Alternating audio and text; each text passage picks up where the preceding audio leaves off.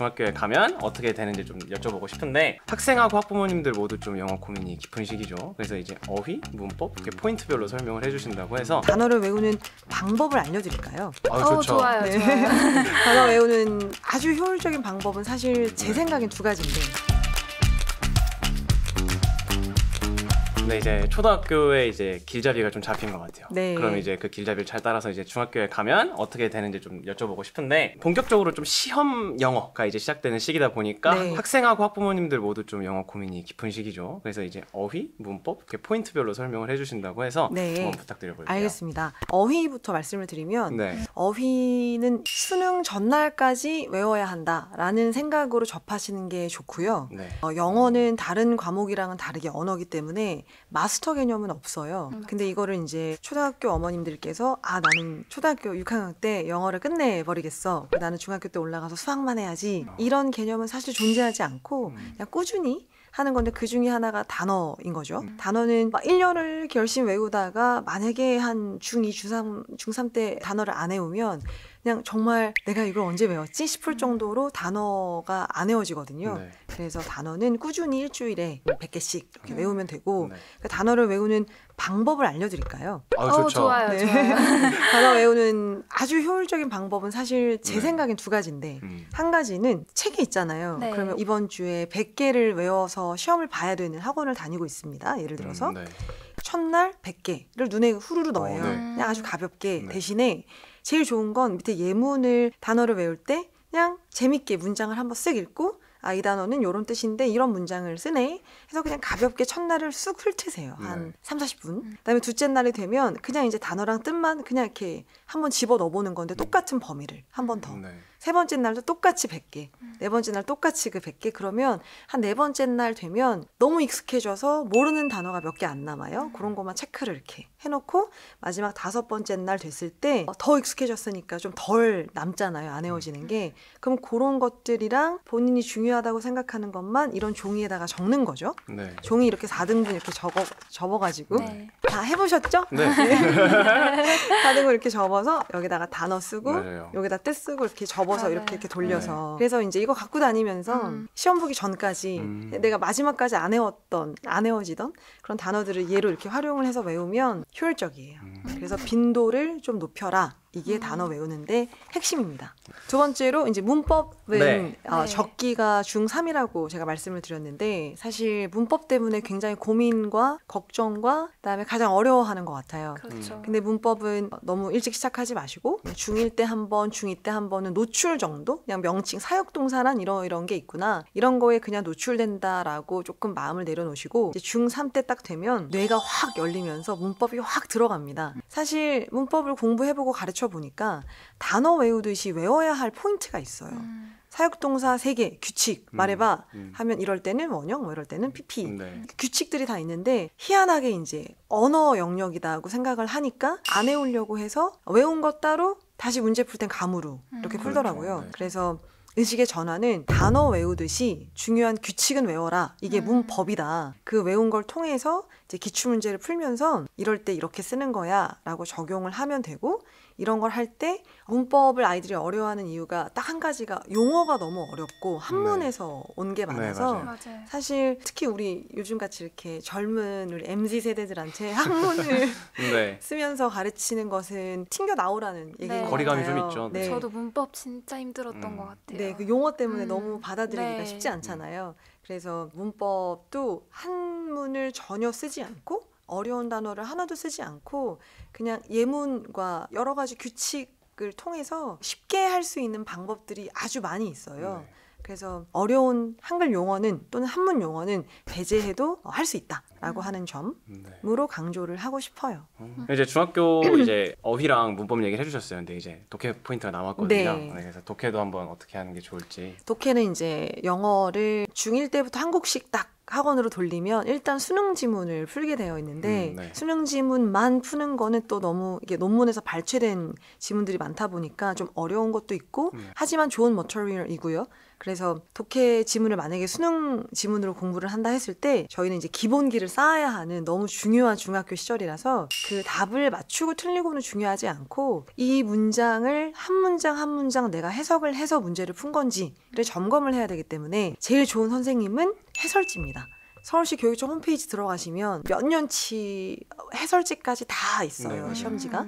그거를 다운을 착착 어머니께서 받으셔서 프린트를 한 다음에 모의고사로 따지면 5, 6, 7페이지 그 페이지가 가장 어려운 12개 문제가 네. 있는데 그거를 맞추는 거에 포커스를 두지 마시고 이 한 문장을 읽고 해석 한번 해봐 라고 한번 시켜보셔도 좋고 아니면 아이한테 직접 일주일에 한 5개 지문만 해석을 옆에다가 써봐라 네. 라고 하면 너무 좋은데 시간이 좀 많이 걸리는 단점은 있으나 너무 정확한 방법이에요. 내가 이 영어를 한 줄을 읽고 한글로 해석을 쓰려면 저 같은 전문 강사도 한 3-4번은 읽게 되어 있거든요. 맞아요. 학생 입장에서도 이걸 내가 한글로 옮기려면 이 문장을 한 5번을 읽어야 됩니다. 근데 그 행위 자체가 일단 도움이 많이 되고요. 이거를 내가 옆에다가 한글로 딱 옮겼는데 이게 맞는지 안 맞는지 점검은 해설지로 하는 거니까 점검을 해설지로 하는 순간 내가 이 부분은 잘못했네? 라고 인지가 네. 딱 되죠. 그러면서 단어도 외울 수 있고 이 구조에서 내가 이 부분을 동사로 봤는데 알고 보니까 분사였어 네. 라고 할 수 있어서 한 문장 한 문장 내가 해석을 할 수 있는 사람인가를 딱 마음속에 심고 그 해석을 해내는 식으로 공부를 하는 게 제일 좋은 방법입니다. 뭔가 초등학교 때는 기반을 쌓았다면 중학교 때는 이제 그 기반 쌓았던 거 위에 3개가 딱 모이는 것 같아요. 네, 어휘, 네. 문법, 독해가 딱 해서 이제 뭐랄까 완전체 영어가 되어가는 느낌이라고 해야 되나? 네, 그래서 이제 고등학교 네. 때 가서 더 어려운 지문들을 그렇죠. 읽을 수 있게 되는 네, 그런 맞습니다. 단계인 것 같아요. 이제 또 찾아온 규화의 중등 영어 포인트는 무엇인지 무려 수능 만점에 규화가 생각하는 중등 영어 포인트는 무엇인지 한번 설명해 주세요. 근데 이게 제가 그 글로리아 선생님께서 오셔서 네. 이런 말을 하는 게 아니라 제가 진짜 비슷해요. 오케이, 오케이. 네, 제가 일부러 이러는 게 아니라 음. 이번에도 정말 말씀해주신 루트랑 비슷한데 제가 이제 중학교 2학년 때부터 한국식 학원을 다녔다고 말씀을 드렸잖아요. 네. 근데 저 같은 경우에는 이제 학원에서 특별한 막 내신 대비를 한 거는 아니었었어요. 문법 같은 경우에는 방학 때 이제 잠깐 들으면서 이해를 했고 그리고 이제 중학교 3학년 고등학교 들어가기 바로 직전에 한번 이제 제대로 훑으면서 완성을 하고 들어갔고요. 그리고 학원과는 별도로 개별적으로 제가 영어 공부를 좀 했어요. 저는 뭐 예를 들어서 테드 강연이나 뭐 영어 드라마 이런 매체를 이용해서 영어 스피킹 공부를 이제 개별적으로 많이 했고 그리고 뭐 토플 지문 이런 것도 꾸준히 토플 시험 준비도 하고 그런 식으로 이제 겨울방학 전까지 공부를 해서 저는 최대한 이제 많이 해놓고 고등학교에 들어갔습니다. 딱 뽑을 수 있는 게 그건 것 같아요. 한국식 학원을 다니면서도 네. 스스로 스피킹 공부를 네. 하면서 네. 스피킹을 놓지 않았다는 그쵸. 거. 그 부분이 되게 좋은 것 같아요. 근데 일반적인 케이스는 아니시고 네. 딱 영어 전공 쪽으로 문과여서 또는 언어의 재능이 어릴 때부터 있어서 아마 그렇게 딱 너무 환상적인 뷰티풀한 로드를 타신 것 같고 일반적인 이제 약간 네. 수학에 쏠려 있는 친구들 같은 경우는 이렇게 따로 스피킹까지 할 여유는 없죠. 네. 그러니까 그 친구들이 실질적으로 공부를 할 수 있는 아주 좋은 방법이 이제 어휘 100개씩 외우고 네. 문법을 중3 때 딱 탑재를 해서 고등학교 가서 내신 100점을 어떻게 하면 맞을 수 있는가에 네. 이제 그 실질적인 시간을 많이 들이지 않고 할 수 있는 방법을 탑재하는 게 이제 조금 효율적이다? 중학생 때 대비를 미리 해놓는 게 정말 중요하네요. 네, 중학교 때 영어 내신 학원을 꼭 다녀야 하나요? 이 질문을 제가 되게 많이 받아요. 네. 중학교 영어 내신은 쉬운 편이죠. 고등학교 네, 때랑 비교하면 잘하는 친구는 혼자 해도 됐지만 조금 영어가 자신이 없다. 라고 하는 친구는 학원에 몸을 맡기시면 외우게 시킵니다. 암기를 시켜요, 학원에서. 이게 결국은 고등학교 때 가서 암기의 토대가 되는 거기 때문에 근데 그 암기도 훈련이기 때문에 맨 처음에는 통암기가 어렵고 어떻게 이걸 문장을 외워, 어떻게 지문을 외워라고 하는데 중학교 1, 2, 3학년 때 그 연습을 한다라고 보시면 될 것 같아요. 중학교 때 내신 학원에서 암기 훈련을 하시면 고등학교 때 통암기가 훨씬 수월하게 잘 되겠죠. 네, 이제 초등, 중등까지 얘기를 들어봤고 이제 고등으로 넘어가서 고등 내신 영어의 좀 현실이라던가 아니면 실상을 반영한 이제 공부 전략을 좀 들어보고 싶어요. 고등 내신이 이제 많이 나오는 숙명 같은 경우는 40문항, 그다음에 좀 적게 나오는 학교는 한 26, 7개, 한 33개 정도라고 평균을 잡으면 객관식은 한 26개, 그다음에 서술형이 한 7, 8개 이렇게. 많다. 사실 객관식은 당연히 다 맞춰야 되는 막 너무 어렵다고 얘기하긴 좀 그렇고 공부 그냥 따박따박 했으면은 객관식은 그냥 맞출 수 있는 그런 난이도예요. 네. 이제 문법 문제가 전체에서 한 3분의 1 정도가 나오지만 체감상으로는 한 70% 정도인 것 같아요. 네. 그래서 이제 문법 계속 하는데 일단 개수는 그러하고 그중에 이제 서술형 한 7, 8개 중에 4, 5개 정도는 암기로 다 풀 수 있는 문제들이지만 마지막 한 2, 3개가 암기로 하나도 안 되는 요약 문제 쓰기. 그리고 내가 외운 문장은 이 문장이었는데 갑자기 보기가 다른 거예요. 네. 다른 보기를 막 던져주더니 이거를 12단어로 써라. 이런 실력이 있느냐 없느냐가 고등 내신의 포인트예요. 그래서 33문제 전체가 다 어려운 게 아니라 33문제 중에서 일반적인 친구들이 풀 수 있는 건 적어도 뭐 한 80%까지는 당연히 풀 수 있는데 이제 100점을 향한 우리 똘똘이들 변별력이 가고자 있는 하는 문제. 그렇죠. 네. 그 문제가 서술형에서 대표적인 유형이 요약 문제 쓰기, 그다음에 변형 문제 쓰기 이 2가지 유형입니다. 그러면은 이 점점 더 어려워지는 내신 대비를 위해 어떻게 공부를 해야 하는지 좀 알려주세요. 이게 이제 제가 그래서 중학교 1, 2학년 때 손을 놓지 말라라고 네. 얘기하는 이유가 문법을 열심히 외워서 그리고 문법을 열심히 소화를 해서 그 문법을 라이팅으로 가지고 놀 수 있는 실력을 중학교 때 만들어야 돼요. 중3 때. 그래서 그거를 언제 하냐면 중3 여름에서 겨울 때 그 시즌에 하거든요. 그 시즌에 지금까지 수학을 많이 하셨으니까 수학을 조금 비중을 한 6이나 5로 조금 낮추시고 그 나머지 비중의 영어를 한 3 정도를 끼워 넣으신 다음에 배운 문법으로 이 문장을 읽고 요약을 써보는 연습을 한 3개월 정도 겨울에 중3 때 하시면 고등학교 올라가서 연습을 안 한 친구랑 그 연습을 하는 친구랑은 완전히 틀리잖아요. 다르죠. 그래서 중3 겨울에 약간 요약 문제를 쓰는 그런 연습을 네. 정말 열심히 아침마다 일어나서 하면 당연히 탑재가 됩니다. 근데 대비를 이제 위해서. 그래도 예를 들어 지금 이 방송을 보시는 분이 중3에서 고1일 수도 있잖아요. 네, 그렇죠. 시간을 되돌려서 갈 수 없다. 네. 해결책을 달라. 네. 라고 하시면 일단 지문을 거의 다 암기는 당연히 해야 되고요. 지문을 만약에 통암기를 한다 그러면은 92점 정도까지는 오케이 할 수 있습니다. 네. 통암기를 하면 사실 고등학교만의 특별한 내신 공부법이 있다기보다는 중학교 때 다져진 기초를 바탕으로 해서 이제 그걸 가지고 응용을 해서 풀어내는 문제들인 것 같아요. 그쵸? 네. 또 고등학교 하면은 이 수능 영어 얘기도 빼놓을 수가 없죠. 사실 이 수능 영어와 내신 영어 공부법에도 분명히 차이가 있을 것 같은데 이 수능 영어를 대비하기 위한 그런 전략도 말씀해 주시면 좋을 것 같아요. 그러면 수능 영어는 언제 본격적으로 준비하면 좋으냐면 고2 여름 정도부터 준비를 하면 좋은데 수능은 내신보다 조금 제 생각에 수월한 게 다 독해니까 문법 문제 하나밖에 안 나오고 네.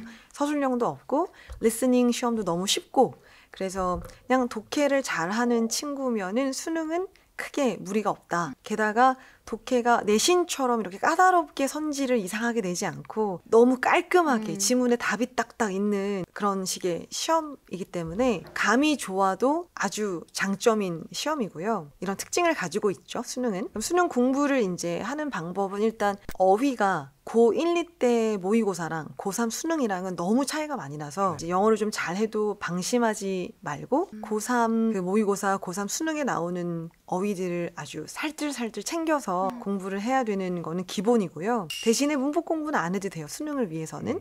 지문이 하나밖에 안 나오기 때문에. 그리고 이제 독해가 제일 중요한데 독해를 할 때 아까 말씀드린 해설지가 나의 선생님이다 라고 생각을 해서 이 지문을 한 문장을 읽고 내 해석에 맞는지를 얘랑 점검을 해서 이렇게 한 줄 한 줄 대응을 하다 보면 독해 실력이 늘게 됩니다. 그럼 지문 이해를 먼저 할 수 있을 만한 그런 실력을 갖추고 뭐 그 이후에 어떤 스킬적인 부분이나 아니면 뭐 논리적인 흐름을 파악한다던가 뭐 이런 부분은 이제 실력을 먼저 쌓고 나서 해야 된다는 거죠. 네, 그리고 고3 그 모의고사 지문 자체가 굉장히 어려워요. 고1, 2 때는 그냥 읽으면 대충 무슨 말인지 알겠는데 고3 모의고사를 딱 일단 풀면 이게 무슨 소리지? 뭐 칸트 얘기도 나오고 철학자부터 시작해서 네. 엄청나게 좀 읽기 힘든 어려운 지문들을 소재로 많이 다루고 있기 때문에 당황스럽거든요.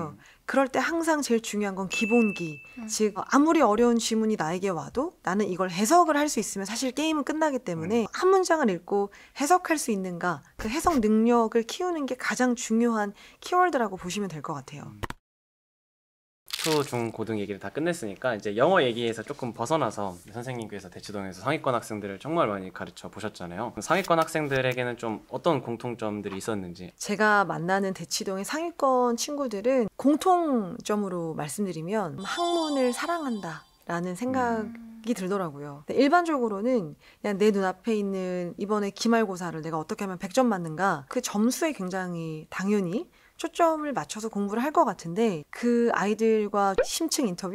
네네. 깊이 있게 인터뷰를 좀 해보고 대화를 나눠보니 그냥 공부는 사랑이죠 라고 얘기를 하는 친구를 오빠 공부란 뭐라고 생각해? 원수죠.